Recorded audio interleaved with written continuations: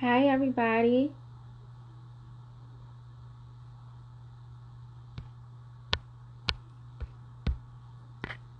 Come right on in. Come right on in.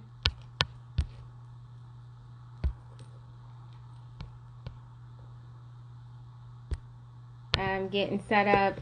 Of course, Instagram wants to send me all these tips and notes today. So we're going to go ahead and just click straight through these and then we're going to get started.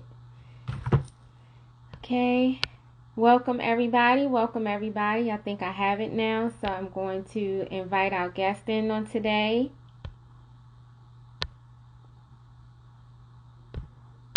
Let's see.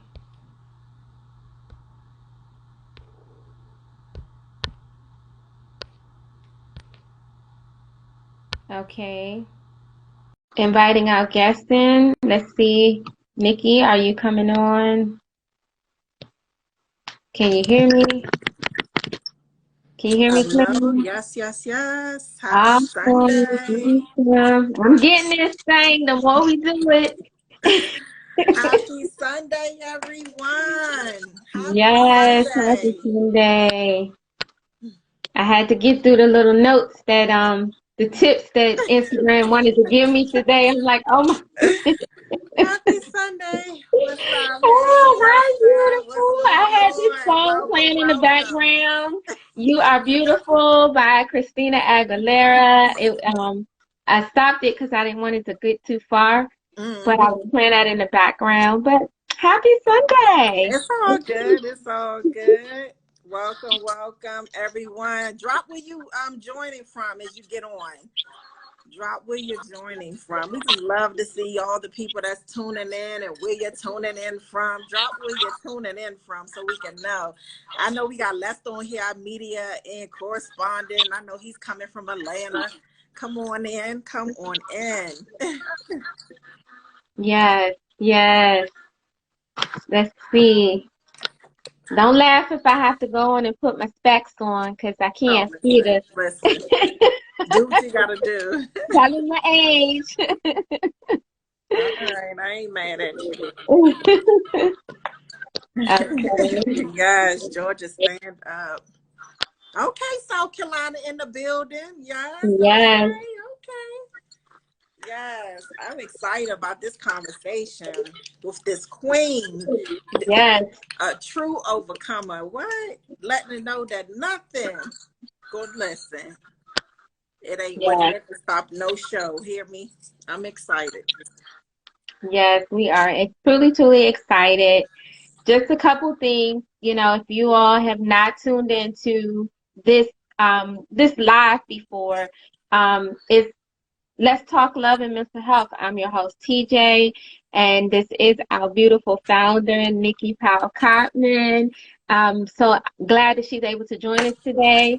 And so we're excited. We're waiting for our special guest to come on. I did see her on, so we're just trying to add her so she can be in on the conversation, and then we'll get started right away. And so keep in mind if you have any questions, and I'll go into all of this during the introduction, but if you have any questions, there's a question box. Feel free to do so. Leave your questions there. That way we can make sure that we either try to address them during this broadcast or either a future broadcast. So we definitely want the feedback. We want the engagement. We'll be, checking and seeing the comments that are posted. So let's get ready to get started. Let's go. Let's go.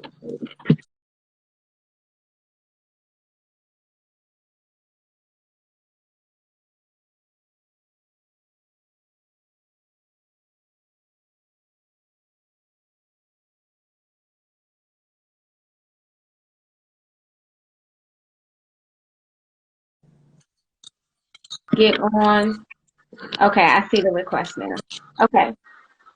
Okay, we're getting ready to get started. We're just getting the guest on.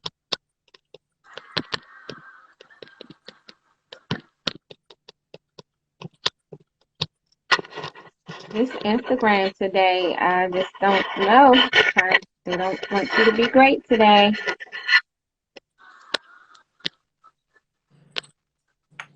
I see her request to join.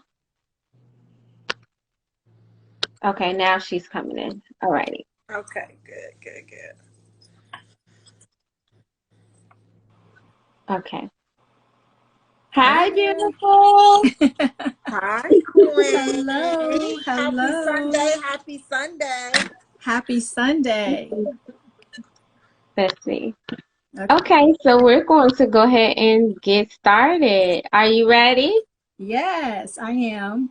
Happy Okay, so Sunday. I'm just going to go over the introduction. I'll read your bio, and then you can tell us a little bit about yourself.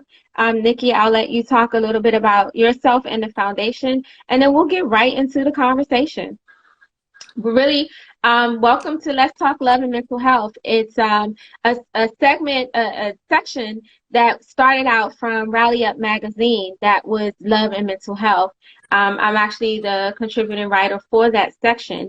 And so Nikki and we've been talking about this for since the infancy phase of the magazine, doing something like this. And so we're really, really excited that we've been able to incorporate love and mental health into the magazine, but also bringing it live to the conversation and being able to engage with the listeners and even the ones who you all who follow Rally Up magazine and get that conversation going.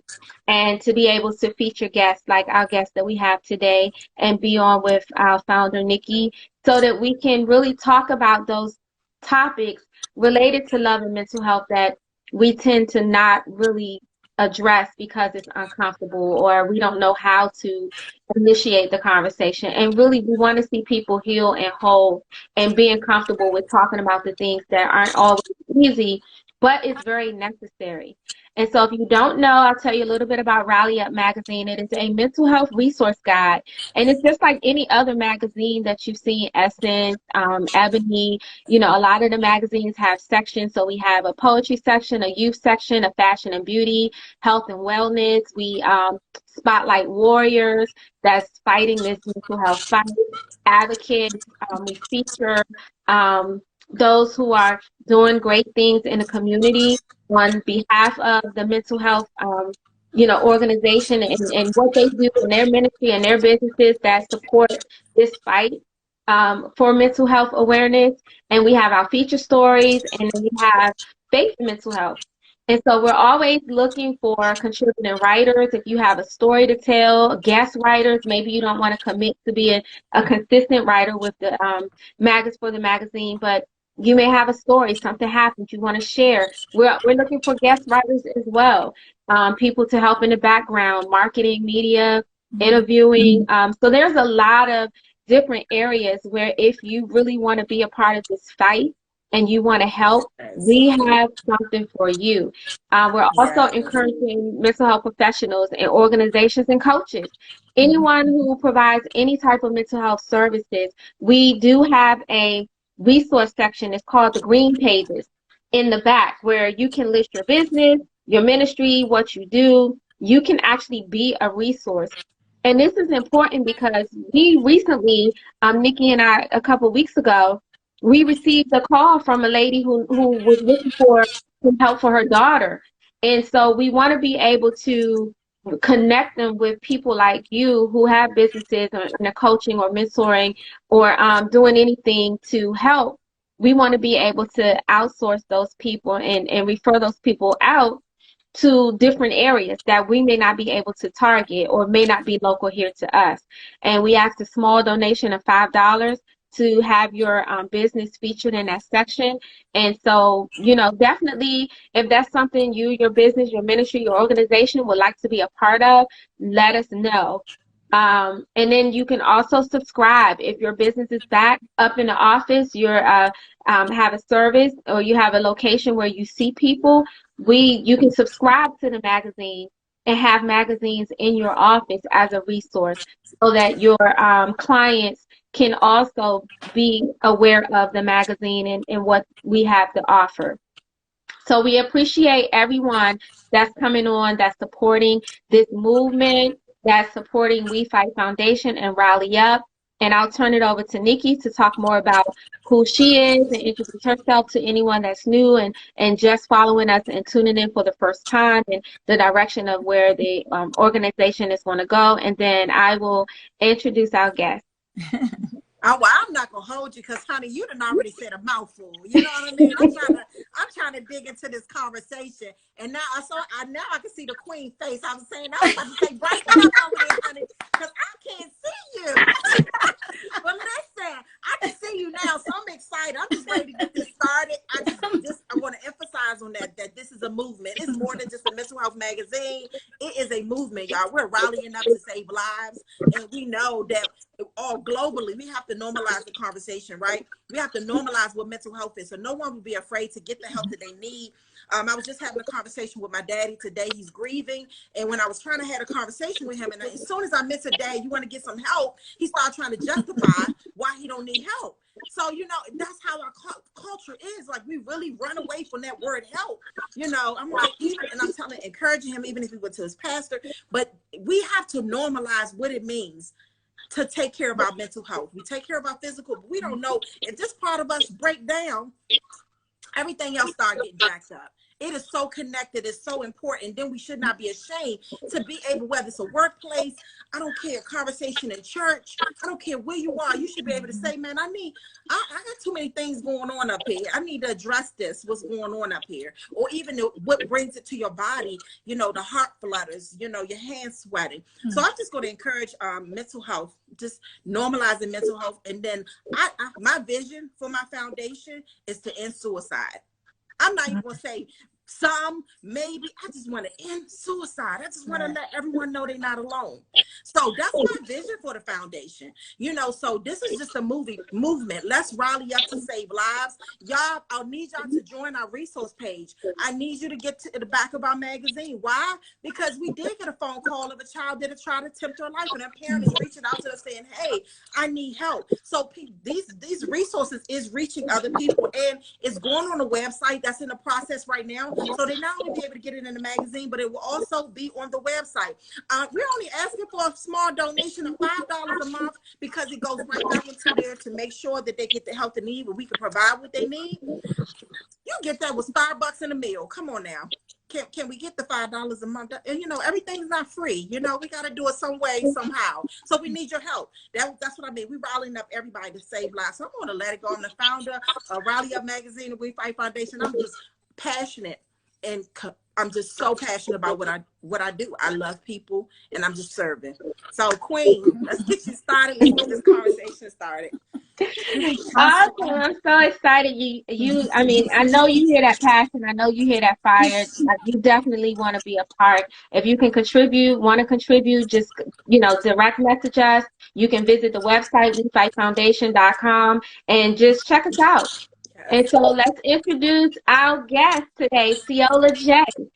Ceola J is passionate about encouraging and inspiring women to seek and reach their God-given potential.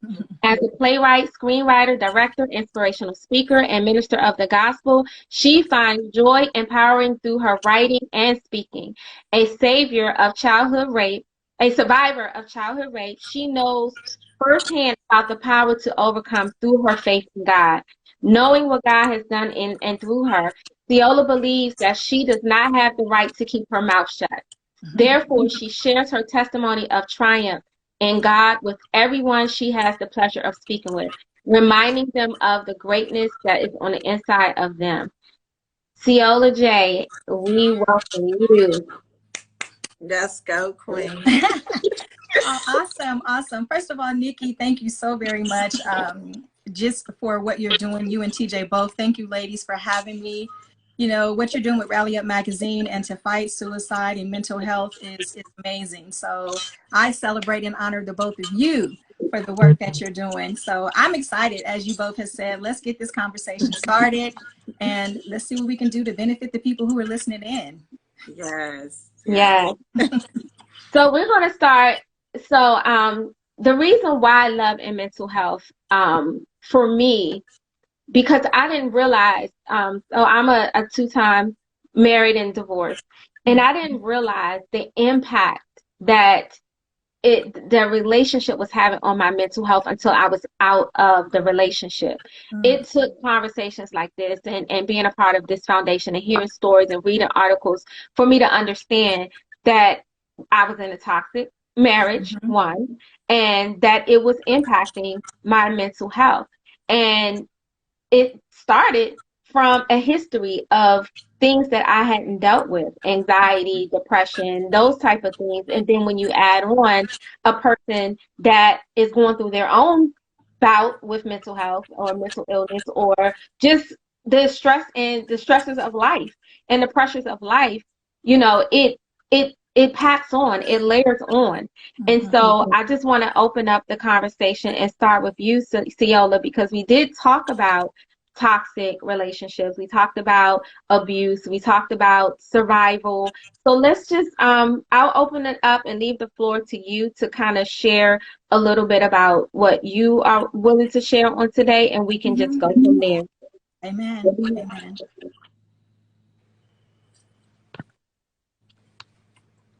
So I'll turn it over to you, Ceola. Can you hear us? Yeah, I can hear you now. Sorry. Yes. No, I think, you know, all of what you just said, speaking about toxic relationships, you know, and I thank you for being open and transparent, because I think that's really what is needed for more people to feel comfortable to talk about their own situations, is for women like us to come on these platforms, such as what you all have made available through Rally Up magazine, and really talk about real life issues that real people are dealing with. You know, and I think a lot of times there are apprehensions about speaking about these type of situations because of the stigmas that are associated and related to them. Women don't want to come on and talk and say, you know, I've been married and divorced twice. They don't want to talk about traumas that they've experienced in their relationships. But when we come on and say, hey, you know what, you're not alone. I'm in my third marriage. You know, my first two marriages, the first one was 19 years. And I'm not afraid to admit that I entered into that relationship, you know, for all the wrong reasons. You know, I didn't have a healthy example of what to follow in terms of a healthy marriage, a healthy relationship. You know, what I saw was dysfunction growing up. And oftentimes we imitate what we see, you know, and so I did that, thinking that I had all the tools that I needed to have a healthy relationship that would sustain me, even on how to deal with issues in a relationship. We never talk about, you know, the responsibilities and the weight that comes with marriage. And so we go into this thing thinking, oh, we're going to have a healthy marriage. We get married and it's fun. And then when those issues come up, you know, it's like, whoa, no one ever told me how to deal with that. Then depression sets in. And from depression, you know, suicidal thoughts come. Even if it's further down the road, that's really how it gets started. So we need to have more platforms like this that open up those free conversations, uninhibited conversations, where we're not afraid to deal with real issues, and let people know that, you know what, I'm just like you, especially women. We have more in common than we care to admit. And I'm just going to chime on. I always put it out there. Can we please stop normalizing dysfunction? Yes. Yeah. Can we please stop normalizing dysfunction? Yes. I mean, and that's dysfunction is across the board, even in friendships, relationships. I mean, you might have been brought up that way. You have seen things done a certain way. And wisdom done set in. We know better. We got to do better. We got to stop normalizing. We have to stop normalizing when someone's disrespectful, is talking to you like you're crazy, calling you other things besides your name, or that you're a king or a queen. Like, we have to stop normalizing with those things that, or when people want to just be overly controlling. Oh, he does that because he loves me or she loves me. Can we don't make cuteness, even when it comes to females? You know, we always talk about males, but let's talk about the females. They act crazy. I hear males saying, oh man, they normalize dysfunction and say it's okay. So sometimes, oftentimes, a lot of times, when we in the healing journey, and I know my sister can relate to this right now, you're at a place of healing, you done learned, but that man who have dealt with crazy or dysfunction is bringing it into trying to have a relationship with you because of the craziness he dealt with that person. You know Yeah. what I mean? And so we're detoxing from that to even try to have something healthy. So can we stop normalizing dysfunction? It is a chain reaction. I know our households, I know mine's for sure, was brought up crazy. It was a lot of things that went on there. I didn't hear "I love you" a lot from my mom. You know what I mean? She says it a lot now, but I don't even know what that was for a long time. Just hearing "I love you," to get a simple hug, you know, that affection that I give my children now, you know, so even that, you know what I'm saying, is that emotional abuse that we don't talk about, that's damaging in relationships, because we don't know what it is to be affectionate. We don't know how to just say we love somebody without cursing them out, calling them out their name, you know, all these crazy things. So then you say, well, I know she loved me, so maybe that's what love looked like. No. No. So I just want to ask, I know I had a little bit more conversation with you, Ceola J. So if you could just tell us about some of your upbringing, how it was a chain reaction to how it affected your relationships that it led to divorce. Absolutely, absolutely. And you're right, Nikki. So here's the deal. You know, my mother, I lost my mother when I was 16 years old. She was 33 years old. She was a baby herself, right? So she really didn't have an opportunity. You know, 33, it's still young. It's still young. You know, you're still trying to find out who you are as a woman. And by the time she was 33, she had 4 kids. You know, I was 16 years old, her oldest. She got pregnant with me when she was 16. But here's where I think a lot of what she dealt with came from. My mother was Native American. She was brought up on a reservation in Oklahoma, the early part of her years. You know, so in school, she was teased a lot. I was actually just thinking about this morning. I used to hear when she was going to school, she would be teased. People would, you know, do the Indian chant in front of her and tease her. So you look at that and you realize that it's identity, right? When you don't know who you are, you allow other people to define you. And those other people could be men, because you don't know who you are. So you're looking for love. You're looking for validation. You're looking for self-worth and self-esteem to come from someone else. And like you said, Nikki, you now know how to deposit and positive reinforcement into your own children. But the people, the folks that didn't have that growing up, their identity was defined by someone else. Their self-worth and self-esteem was defined by someone else. So now you have a lot of people walking around in identities that don't belong to them. Right? And so they don't know who they are. So other people, you know, and then you start picking up other traits and behaviors and practices and beliefs that were never who you were. You know, and then that's another area where depression can come in. So that was what it was like for my mother growing up. And then so as a result, I witnessed unhealthy relationships. I witnessed adulterous relationships. Let's just keep it real. A lot of people don't want to talk about the realness. This is what it is. We need to get real with this, right? That's right. That's so right. I had that. And then she dealt with alcoholism. You know, then she dealt with sexual promiscuity because she didn't know who she was. You know, I thank God that I had a grandmother that really kind of helped me. You know, what I went through could have been 100 times worse had I not had a grandmother who helped me, who told me who I was. I was still struggling with my identity because of what I'm seeing and what I'm hearing. You know, I'm hearing what my grandmother's saying, but I'm seeing what my mother is doing. You know, so really trying to decipher between the two, which way is the right way, which way do I go?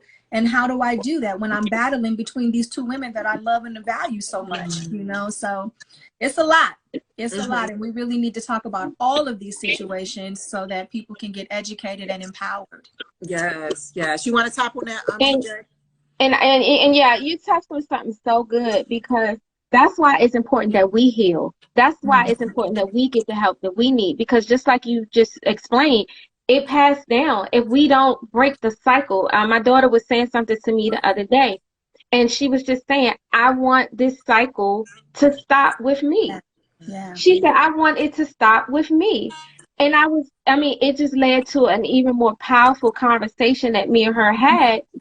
But for her to even say that, like, it's been a history of this. This is how things have been. I've seen it. I've witnessed it, but I don't want this to be my story. I want this to end. I want a relationship that's going to last. I want my finances to, I want to have a life that's not filled with poverty. Like she wants Come to on. actively change the course of where life has been in the cycles of the generational cycles, the patterns of behaviors. But it starts with us making a decision to say, I don't want to live like this anymore. And I'm willing to do whatever it takes, not just for me, but for my children, my children's children. But it has to stop now. And just a That's little good. bit about me, I came up in an abusive, dysfunctional family. You know, my father was physically abusive to my mom, so we grew up seeing that type of abuse. You know, being a survivor of sexual abuse myself, and just seeing everything opposite of what I know God really intends for us to, how He intends for us to live, and the life He intends for us to have.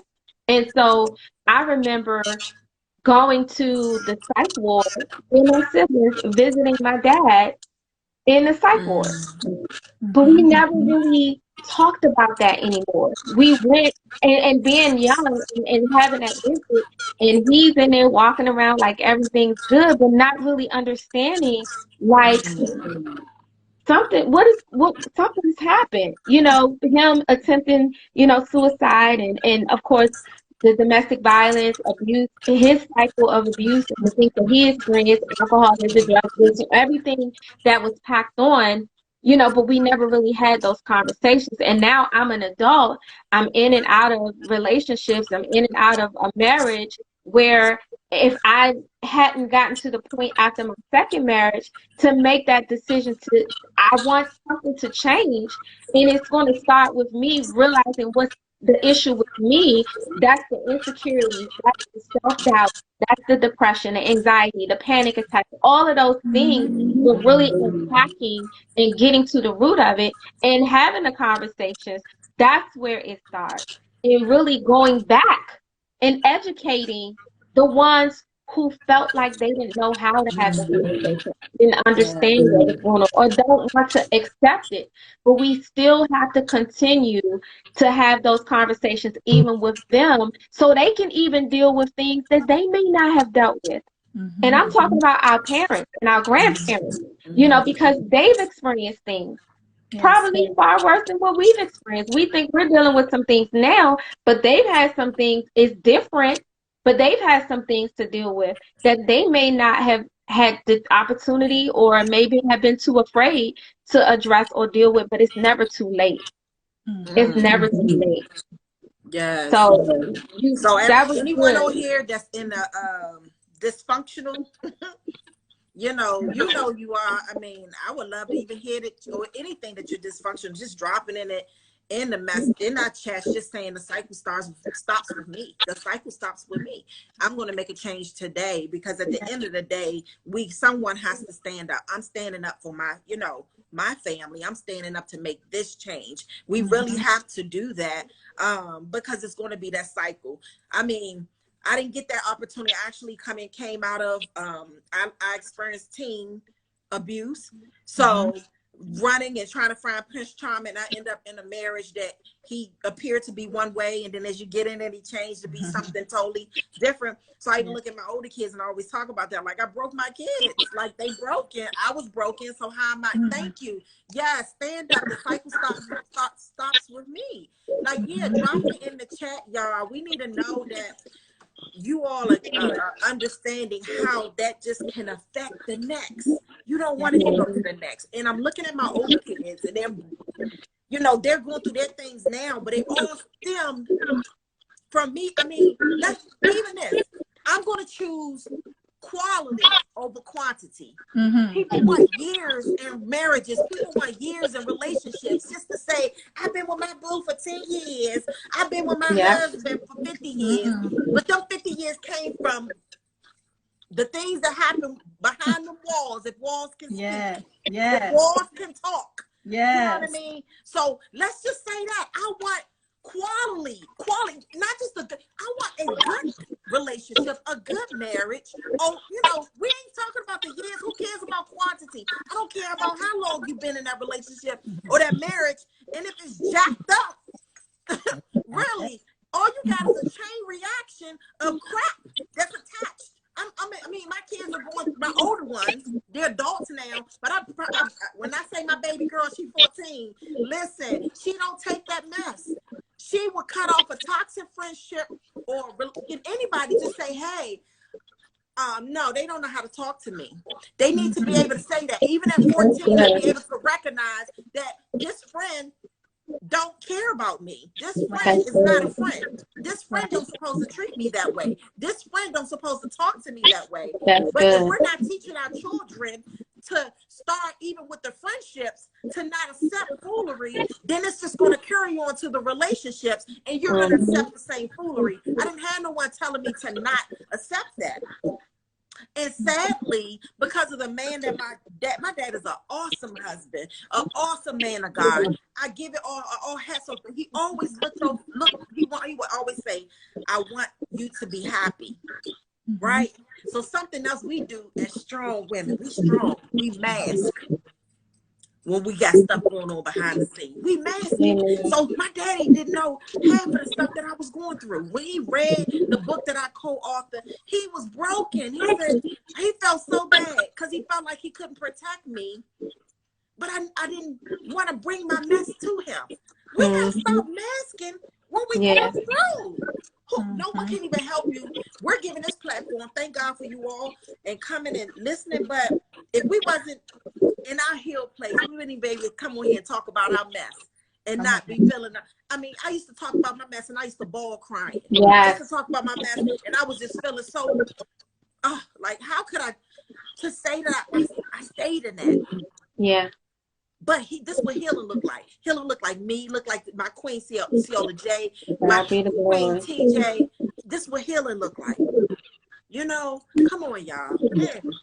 And I just want to touch bases on something that, you know, both of you said, TJ, something you said too.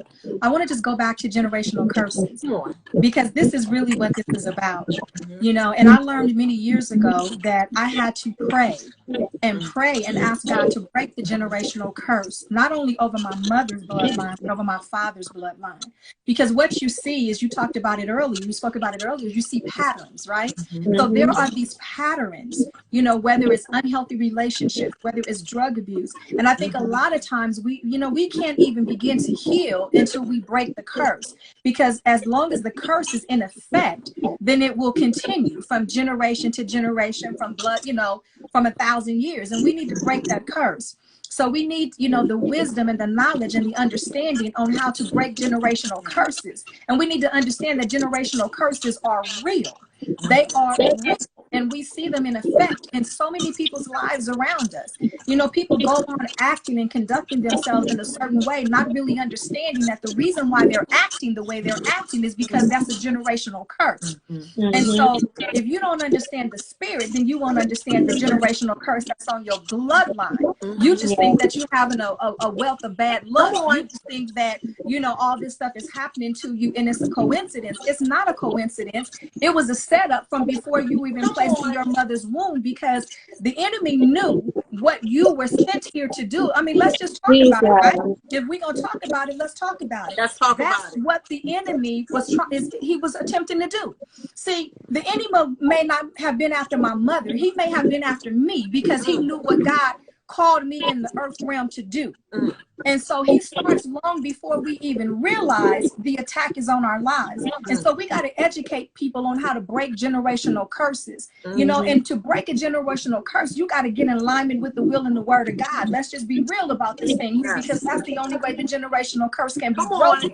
Otherwise, we're going to continue to see this happening from one family to the next. When we see our young men doing what they're doing, our young girls doing what they're doing, suicide is a spirit, right? And so we need to break these spirits. We need to break these generational curses.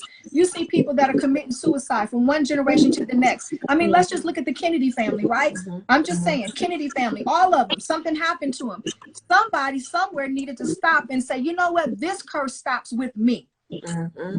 That's what we all need to do. That's what I did. This curse stops with me. Sexual promiscuity, alcoholism, you know, I all of that stops with me. I don't have kids, but I can have spiritual kids, people that I impact, people that I speak to, people that I minister to.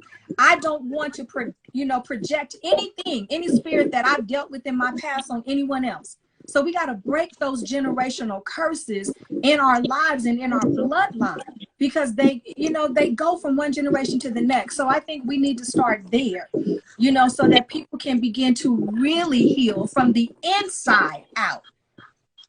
And I like, Nikki, what you said about those masks. I used to say that I was professional at hiding what I was going through.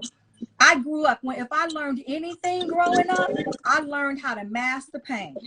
I was a professional at that. I only let you see what I wanted you to see. You never saw my true pain. You never saw my tears, because I thought that's what strength was all about. I thought strength was like, I don't show nobody my pain. I don't show anyone my tears. I don't show anyone that. And that is when we be in late night hours, in the wee hours of the morning, wetting our pillows with tears, because nobody knows what's really going on. I went to work every day at my former job, crying, contemplating suicide, and no one ever thought. No one ever knew. I was dressed up. I had name brand clothes. I had all dressed to the nine, right? Dressed, looking good, smelling good, driving in a good car, making good money, but I was messed up on the inside. Messed up. And I perpetrated a perfectly flawless image in front of everybody. And no one ever knew that at any given moment driving into work, I could have drove off a cliff. I could have drove somewhere and committed suicide, because that's where my thought process was. The enemy had me feeling like what happened to me as sexual assault was my fault. Even though it was years ago, I never dealt with it because I never wanted to confront it. I never wanted to face what happened to me. I never wanted to face that the man climbed through the window and put his hand over my mouth and raped me. I never wanted to deal with the fact that somebody who was like a father to me, sexually assaulted me. Men that I trusted, I never wanted to deal with it. So what did I do? I tried to leave and recreate myself. But how many know that you can't run from your shadow? No. You can run, but it's still there. You got to deal with that stuff, and it takes truth. And we got to come to the truth so that we can truly be made free. Otherwise, we're going to be continually walking and living a lie and never reaching our full potential. That's true. That's true. I got some mic feedback. I just want to make sure we're getting all this good conversation. Can you hear it? I can hear it. I don't know if it's my end or your end or one end. Just kind of like mess with your phones a little bit, make sure it's not your side. I just hear a lot of mic feedback, but this is such a great conversation. It really is. And you're so right. The curses does come in the form of addiction. We're talking about that we don't recognize. I mean, we're just looking at the children that's not even reaching 20 and overdose. Come on, y'all. Taking our kids out. We don't even have opportunity. So say that we got parents that's their only child who took their life by overdose. So they don't even have grandkids that come from that. They didn't even reach, come on now. Take the enemy, like she said, just taking our children out. Because we're not even advocating and standing up for our children. Letting them know what you're doing is wrong. Not once again, not normalizing dysfunction. You clearly see they're excessively using smoking weed. Okay, you find out they popping pills or whatever they doing. You know what I mean? You want to turn your head. You want to not deal with it. You don't want the kickback from it. But you got to fight for your family. Yes. Stand in the gap. Gotta stand in the gap, like you said. Try to take your kids out because they know the power that's attached to that child. You know what I mean? Attacking, even they're dealing with inner things, attacking their self-worth, their self-esteem. They already dealing with issues that we don't even know about, so they self-medicating. Because we're not even sitting down having conversation with our children. That part. Because we're so jacked up in our own relationship, that part. our own mess. So you can't really pay attention to your own kids because you got too much going on. You gotta see the reaction, the chain reaction of just that. So there's so many, like I said, this conversation will go on, and it's so much areas that can be tapped into and where their love and the mental health mistakenly what love is. Many of us don't even really got a clue of what true agape love is. We done attached it to so many negative things and calling it love. Calling it love. We got to stand up, y'all, and speak the truth. We have to stand up and speak the truth. Like she's saying, shame the devil. Shame the devil, because he let him know he's a liar. Let him know he's a liar. Because right now we got power. It's coming being spoken right now. Listen, he's mad. He's mad. He's upset. What? Because he tried to shut my mouth right a long time ago. Jesus, come on now. He didn't want me to be on this live right now. No. What? He didn't want you to be on this live, TJ. Listen, he tried to look, take out, even try to take us out mentally to shut our mouths. Listen. Yes, no one spoke the truth. So much goes on. I'm trying to tell you, if walls can talk, y'all. Yes. If walls can talk. Listen, we got to stop. We got to stop. We have to stop shutting our mouths. A lot of people say, why you sharing? Why you telling all your business? Look, because I'm healing. That's the word. That's in the word. It's a testimony. God ain't take us through all. Who told us this? Don't let that devil tell you shut your mouth. God ain't bring us through all that. All that I done been through. I am a living testimony. I am still here. We are still here.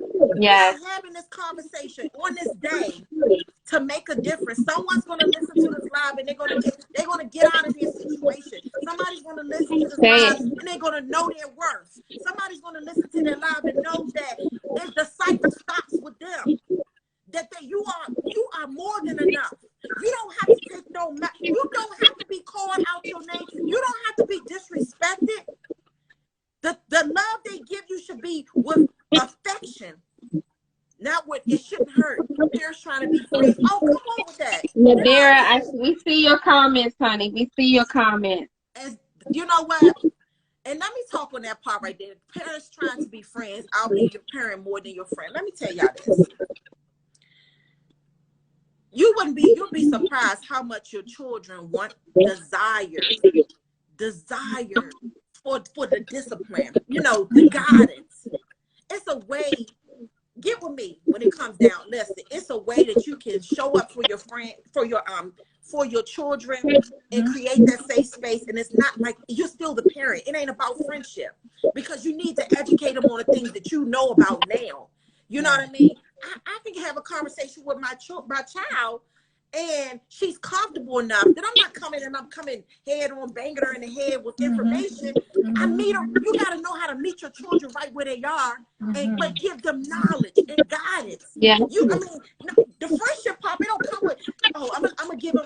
They can go out. You can stay on the phone all night long. Oh, what you want to go meet your friends at 12 o'clock? No.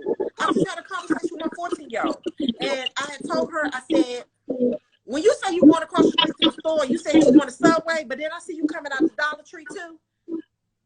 She looked at that as no, let me tell you something that quick. If I know that you only went to Subway, but then something happened to you from going from one store to another, a vehicle pull up or whatever, and I said, no, baby, I don't even, come on, it's protection. Her eyes started watering up.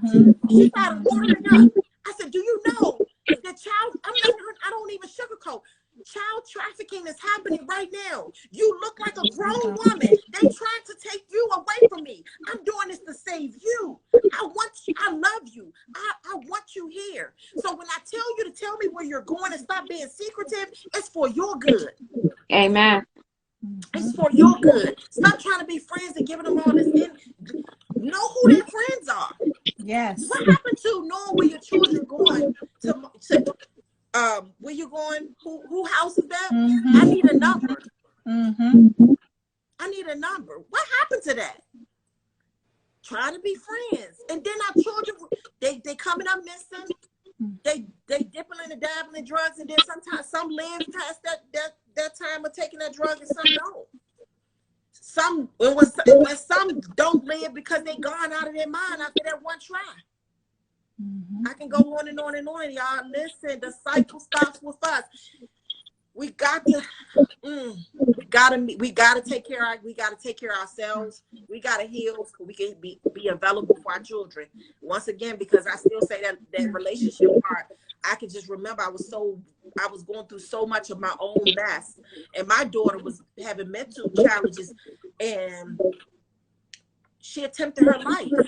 But I was so wrapped up in my own mess, I couldn't even see her silent cries.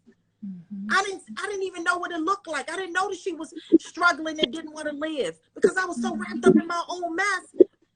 She attempted her life. Come on, y'all. That's real. That's not how it's supposed to be. That is not the way I have our household supposed to be. That normalizing dysfunction because we're so busy trying to figure out this relationship, this marriage. Listen, I'm trying to tell you, we be trying to get this in an hour. I know you know what I mean? Listen, God loves the truth. Yes, he does. God is legal. He loves the truth. Like, and then, when you serve, like I know I serve a mighty God. Even when they try to be sneaky, you cover your children with the blood of Jesus. You pray over them because even when she tried, let me tell you how God set that up.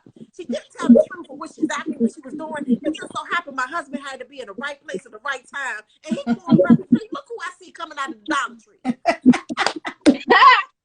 And then she told us that she was going across the street with her. She told us she was going across the street with her friend. She walked over there by herself. Come on, God. So God put her father at the right place to bring her back home protected. Because she walked over there by herself. Listen, cover your children with the blood of Jesus.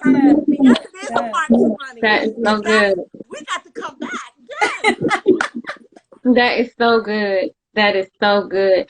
I just wanted to say, breaking the chains, it starts with you. If you're seeing anything in your children, maybe that's an opportunity and a time for you to really look at yourself, because things that we see in our children are a lot of times a result of things that we've done, they saw us do, or things that we just haven't dealt with. So when you yelling, spanking, punishing, and doing all these things to your children, go somewhere and have a sit down and really think about what it is that your child is doing and where that could have started with you. What conversations you need to have with your children. Not that don't do as I say, don't do as I do as I say, and all of that kind of stuff. Sit down. Okay, I'm struggling with this. I've had some issues with this. This is some things that I've had to deal with. I don't want you to deal with the same thing. If we have to go and walk this walk together, let's do it together. Let's go to counseling. Let's deal with the root problem. Get to the root of the problem. But don't keep beating and punishing and taking it out on your children when it's a reflection. It's a reflection. I'm telling you, I've learned so much about myself just off of being around my mother more. And not all in a negative way, but I've learned some things about myself, why I do some of the things that I do, there's some things in me that I know it came from my mother, it came from my father, and it caused me to really have to look at me and then seeing some of the same behaviors into my children. So when we're seeing that, we need to pause, take a look at ourselves, and maybe it's time for us to really deal with some things that we haven't really dealt with ourselves. Those insecurities, the lack of self-worth, even things like how we respond to confrontation. How do we communicate? A lot of those things, it starts with getting to the root of where it comes from and dealing with the things that we really haven't taken the time to deal with. So let's say today, for somebody who's been wearing that mask, for somebody who's not really understanding why their life is where they are, why they're where they are, or their children are doing the things that they're doing, things are just the way that they are. let's make a point today. It starts with you. It starts with you. Yes, yes. If you haven't already put it down in that chat, say, look, the cycle stops with me. I will no longer normalize dysfunction. Put that down there. I will no longer normalize dysfunction. Like, yeah, let me hear that. Like, I will no longer normalize dysfunction. I'm gonna tell you something. Even dealing with my adult kids, and I'm telling them stuff like, stop normalizing dysfunction. I remember it was a situation where I was correcting my oldest daughter, and it was just saying, you don't have to deal with that. This is something that you shouldn't deal with. And when she flipped that thing and told me, well, how you gonna say that, Mom? You dealt with that with Dad? Ooh, God, Jesus. Wait a minute. You feel me? Like that thing hit. And I said, but then I had a comeback. I said, but you know what I'm saying? I'm not, did I get out of that? You know understand what I'm saying? So I'm trying to do something that I made the mistake that I don't want you to make that same mistake. It's time. So yeah, it hit me for a minute. It did sting, but then a comeback was, but yeah, you know what I mean? But see, you have the opportunity to make a change. But see, if we're still in it, then you'll be sitting there like, yeah, you're right. No. You know what I mean? I'm okay to admit my wrongs. I'm okay to admit that yeah, I did make that poor decision. But now, like you said, the cycle stopped with me. So I need you to stop it with you. You know what I mean? You can't point the finger at me and say I'm doing this because you did. No. Because I'm telling you better. So listen to this now, because I'm telling you the right way. That was the wrong way. What you saw was wrong. But this is what you should do, and this is the right thing to do. You're a queen. You're royalty. You are a queen. You're a royalty. Don't you let nobody treat you nothing less than that. Yes. You know what I mean? God don't build no junk. We're not junk. We're royalty. So we should be treated as such, male or female. Yes. Don't let nobody downplay who you are, make you beneath who you are. No, put me up on that because that's what God built me to be.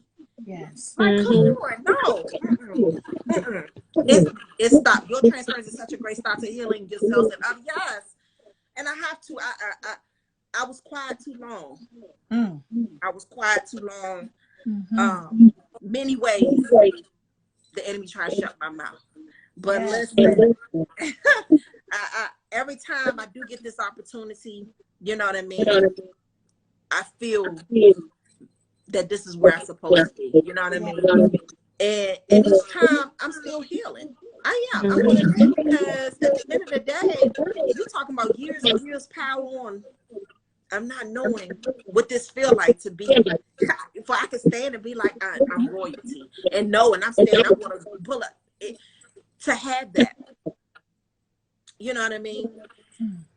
To have so many situations, relationships try to strip me from my beauty. How I'm able to embrace, like I said all the time, my smile again. How I'm able to embrace even my this again. Like I know who I am. I know who my true identity is, but I lost all that. Yeah. And I was silenced for too long. So if you're and love and mental health, it's not just for our females, our queens, it's for our kings too. Yes. Come talk. Let others know that there's love, true love, and there's a new beginning on the other side. Yes. Yes. Letting them know that there's more worth in you, that we're all worth in true love. Yes. So come and talk to us. Let's have this conversation. I think we do need to bring a part 2 because I had some stuff in here that I just kind of wanted. I still have. I'm writing. And I'm sitting here going, yeah. I'm writing. We need to touch on some of the other stuff that we need to touch on. I know you had periods of homelessness. You know what I mean? And I just wanted to kind of touch on that because their thing, even coming out of relationships sometimes too, it displaces you. People got that fear of, dang, I don't want to go in no shelter. I don't want to come on. That's why I said it's going to have to be a part 2. I don't want to start over. We're going to bring this back because you already know. I'm trying to tell you, like, there's so much more. This Ceola J I know, like the enemy, like you said, the enemy try to take you out because you are a powerful woman of God. Do you know how many women and men that's attached to your life? They're right now in a situation that they're trying to get out of. So you even coming on here being transparent. And do you know the embarrassment of people having even parents that's addicted to drugs? Do you know the people that's ashamed to say that I'm in a shelter right now, or but they trying to come out of a situation and they don't see the light on the other side. So you the light on the other side. You the sunshine on the other side. So they need to know that you can make it. You know what I mean? So we gotta come back. We I like to be obedient and keep it in the hour. We don't want to lose nobody. So soak all this in, y'all.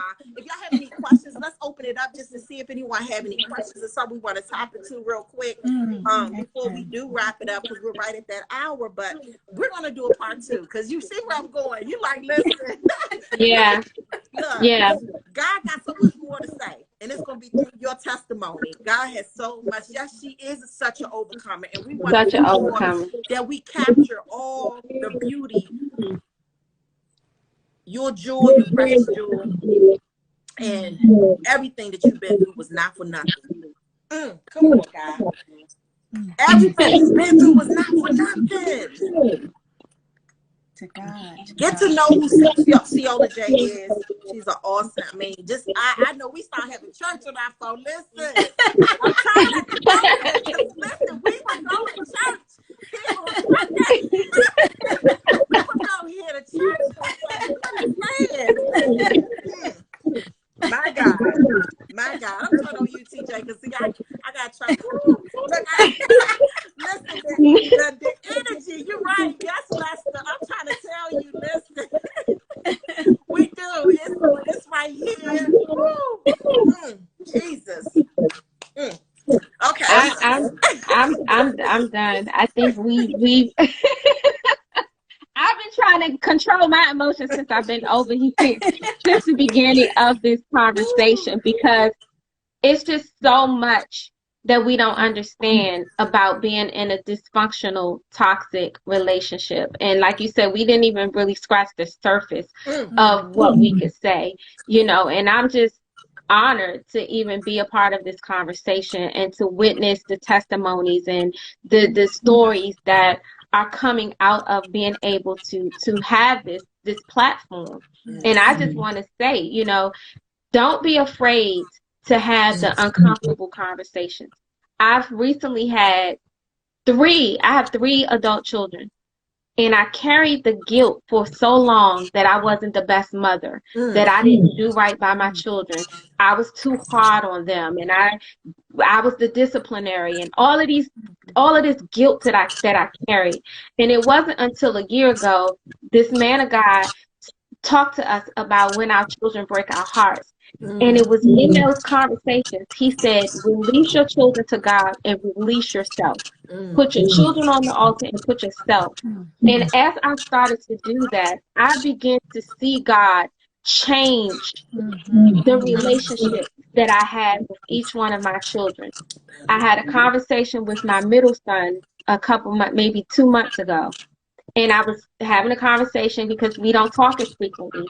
And he was just like, Mommy, he said, I love you and I want to spend more time with you. And I was saying, apologizing for the mistakes that I've made. I told him that, I didn't have a rule book and I couldn't give him what I didn't have. But now that I've come out and I'm healing and I'm a different person, I'm in a different place now, that I promised to be better. And he told me, you wasn't a bad mother. You did what you're supposed to do. And he said, I've always loved you for that. I'm just trying to get to the place where I feel like you appreciate what I do. You see me in the progress and he said, I'm trying to do better. And I promise you it's going to get better. Do you know that blessed my heart? Because I thought for years my son hated me. Then had a conversation with my daughter about 3 weeks ago, and that she was having a moment, feeling depressed. feeling anxiety, the suicidal thoughts wanted to come in. And this freedom comes with a level of boldness that I've never had, because I've never been able to have these type of conversations. And I was real with her. And that changed the course of our relationship, because she felt like she couldn't talk to me. She felt like she was closer to my mother than she was to me, and that I didn't see her and I didn't understand. That one, what I thought, I didn't care. I said, if she never talks to me again, I have some things I need to say. And I said what I needed to say to her. I was transparent about how life had been for me and how I was seeing that same pattern. And that's when 2 weeks later she came to me and said, I want this cycle to stop with me. Yes. But it had to come with having a very uncomfortable conversation with her for us to be able to be where we are today. And I know that was nothing but God. And even my middle son, same thing, was able to have a conversation, a real open and honest and transparent conversation with him. And at the end of that conversation, it was all love. So we have to let the guilt go. Because if we were broken, we couldn't pour into our children the way they needed. And we didn't know any better. We could only do what we knew how to do. But now we know better. This is where the work comes in. This is where you can go back and have those conversations. It's not too late. Come on. It's not too late. Come on. It stops with me. And my daughter now is saying it stops with her.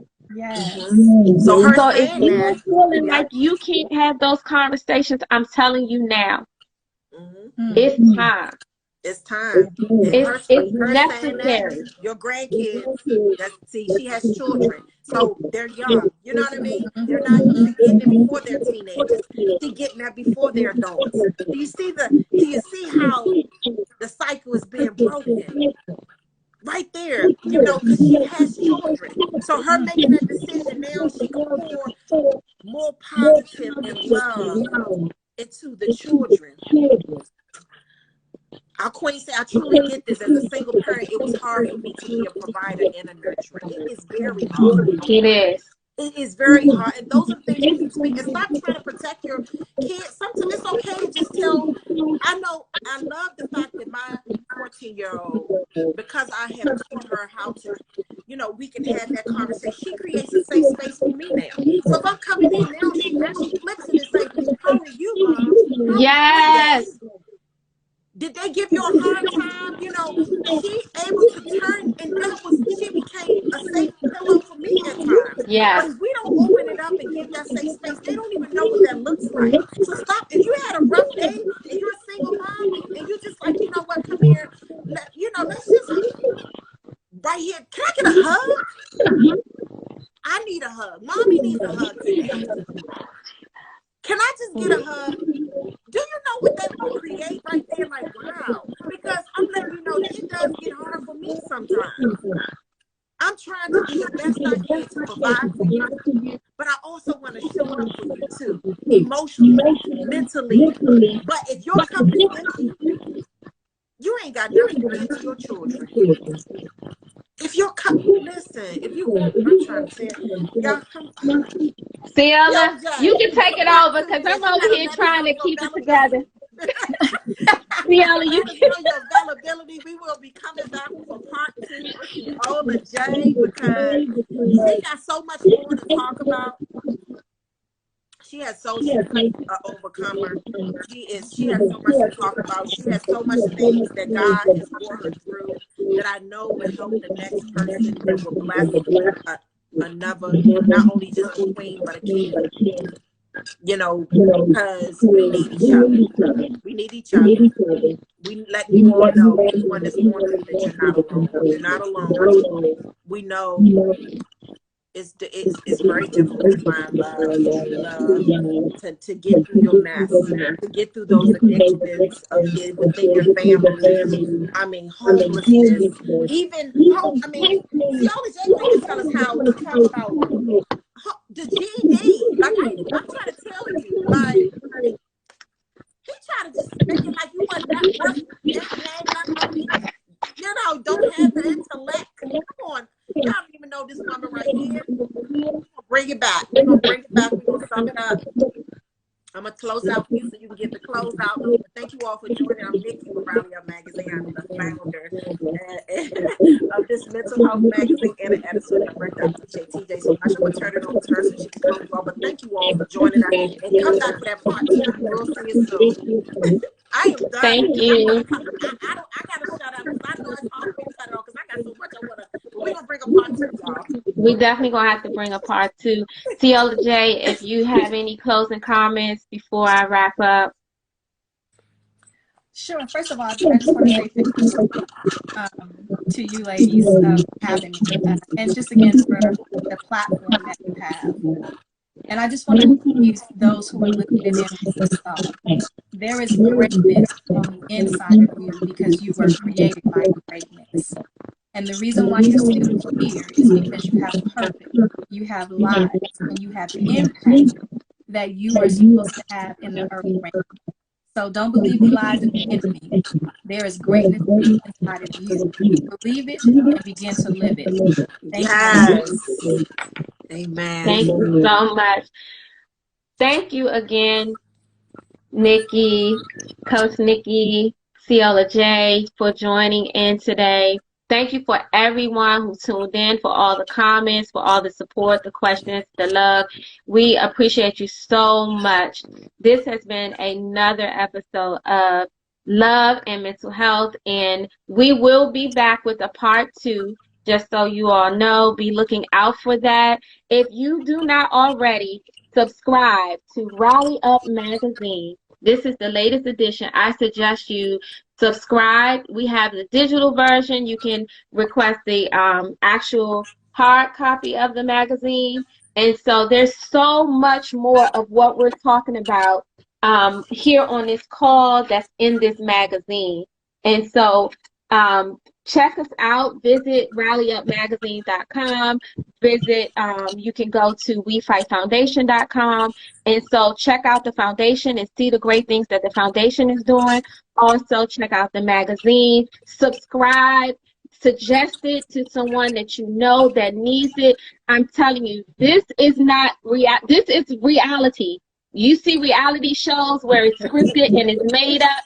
This is reality. This is people's stories, testimonies, overcomers, survivors. It's encouragement and motivation. And I'm telling you, it will bless your life. I am the editing director for Rally Up Magazine. And so it has really, really blessed my life to be a part of this movement, this foundation, this organization. I'm blessed to work with Nikki. She has been truly a blessing in my life and my family's life. So I'm just so honored to be a part. And again, check us out. And my last thing is the cycle stops with you. You can make a choice today to change your life and break any generational pattern or cycle that has been placed from your family to your downline. It can stop with you. It stops with you. It stops with you. And as Nikki said, you want to say the tagline for We Fight Foundation? Close it out with that. You fight. You fight. We fight together. Amen. Thank you for tuning in. Blessings.